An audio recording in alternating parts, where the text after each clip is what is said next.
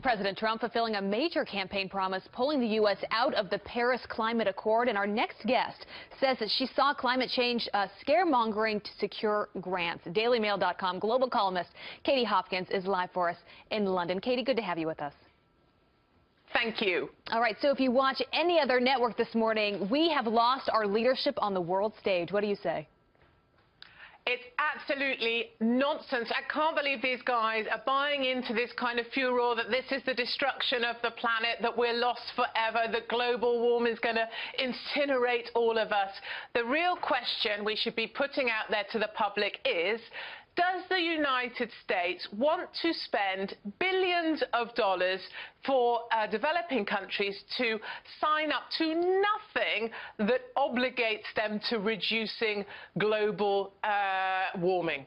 There is no other explanation for it but that. All the United States is doing with the Paris Accord is signing away billions of dollars to developing countries that create most of the emissions. And actually, those countries, there is no binding agreement. The Paris Accord is just kind of a trust document. It's an honesty document.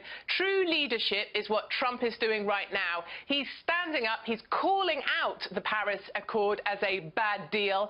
And all that really was a bunch of global leaders bidding against themselves to try and get signatures from the developing countries. The minute they went in that room to sign that, they knew they were signing it. It's an absolute fraud. Trump's done the right thing. Well, you have seen the scaremongering when it comes to climate change in action. You've been in similar meetings like this. Help people understand what's really going on behind closed doors. Yes, unfortunately for my good self and against my better judgment, I did work in the public sector for a while at the UK Meteorological Office, the major Met Office, the weather people. I was selling climate change to the traders in the futures departments to hedge their bets. I have seen scientists virtually on their knees begging for grants from the EU, grants from these kind of climate change funds that you guys are supposed to be paying into.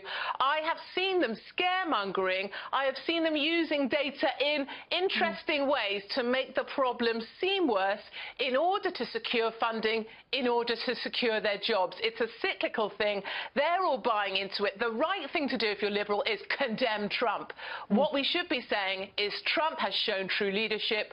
Trump is calling out the Paris Accord as a complete fraud, and Trump is determined to make America great again. People should be stopping dressing as polar bears and backing President Trump. All right, Katie Hopkins, we're going to have to leave it right there. Thanks for being with us this morning. Good to see you.